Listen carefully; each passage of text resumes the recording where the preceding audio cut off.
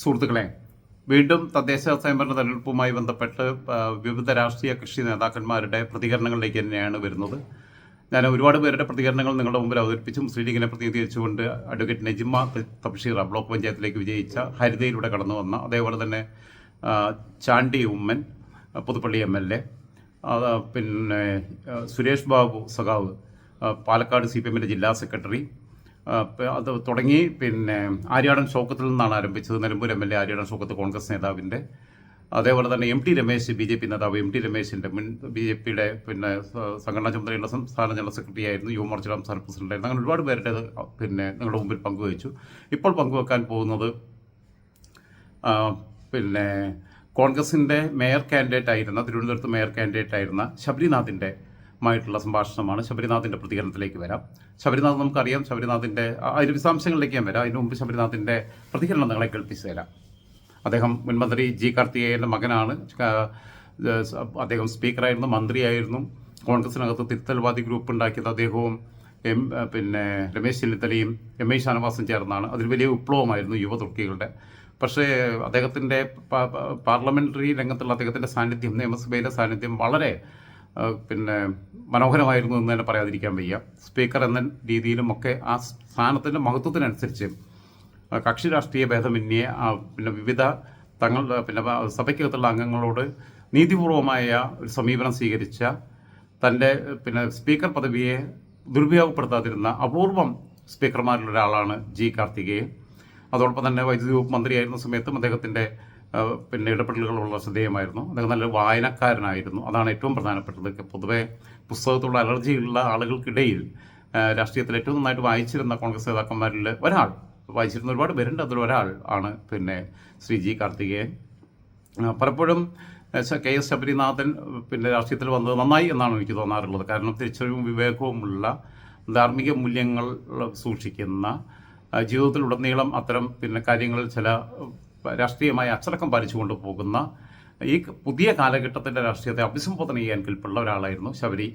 ശബരിയുടെ ഭാര്യയുമായി ബന്ധപ്പെട്ട്, ദിവ്യ അയ്യരുമായി ബന്ധപ്പെട്ട ഒരുപാട് വിവാദങ്ങൾ ഉണ്ടാക്കാറുണ്ട്. ഞാൻ കരുതുന്ന അത് അവർ രണ്ടുപേരും ഇഷ്ടപ്പെട്ടു, വിവാഹം കഴിച്ചു, അവർ വളരെ മനോഹരമായി നമ്മുടെ മുമ്പിൽ മാതൃകയായി ജീവിക്കുന്നു.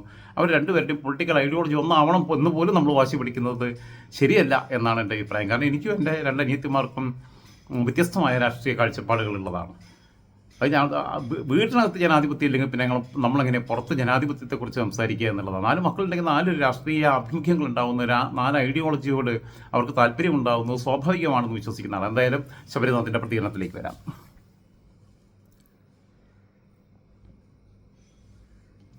Hello Sabari, congrats. കാരണം പിന്നെ കോൺഗ്രസിന്റെ ഒരു രക്തസാക്ഷി എന്നാണ് ഞാൻ വിശേഷിപ്പിക്കുന്നത്. കാരണം വലിയൊരു റിസ്ക് ഏറ്റെടുത്തു. ആ റിസ്ക് ഏറ്റെടുത്തിട്ട് 9 സീറ്റിൽ നിന്ന് 19 സീറ്റിലേക്ക് എത്തിച്ചു തിരുവനന്തപുരത്ത്.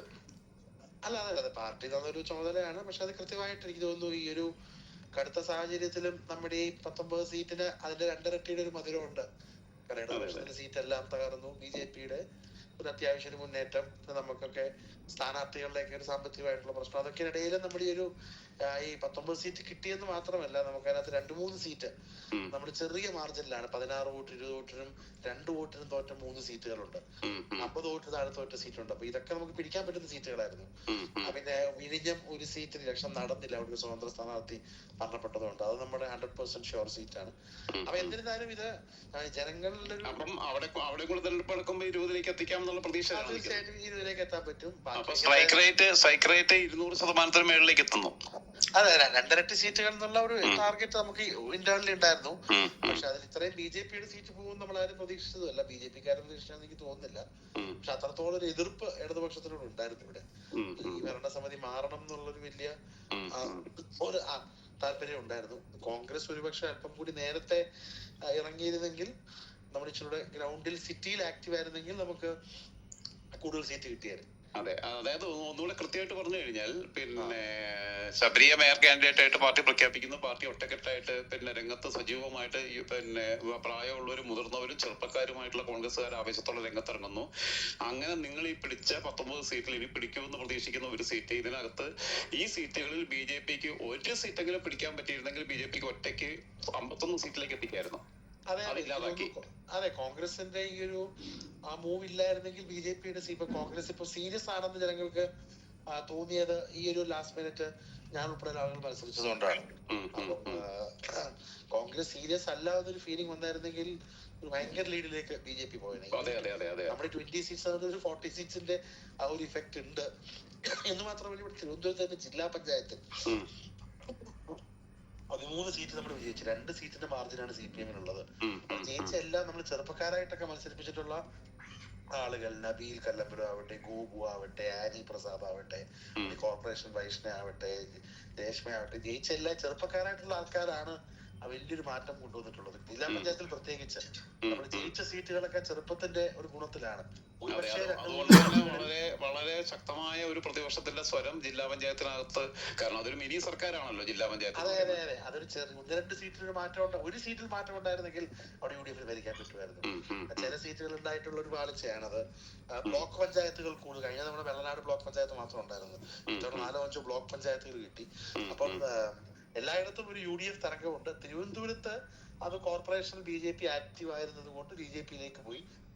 ഒരല്പം കൂടി കോൺഗ്രസ് ജാഗ്രത കാണിച്ചിരുന്നെങ്കിൽ ഒരുപക്ഷെ നമുക്ക് രണ്ടാമത് എത്താൻ കഴിയുമായിരുന്നു. അത് എത്താൻ പറ്റാത്തതിന്റെ ചെറിയൊരു വിഷമമുണ്ട്.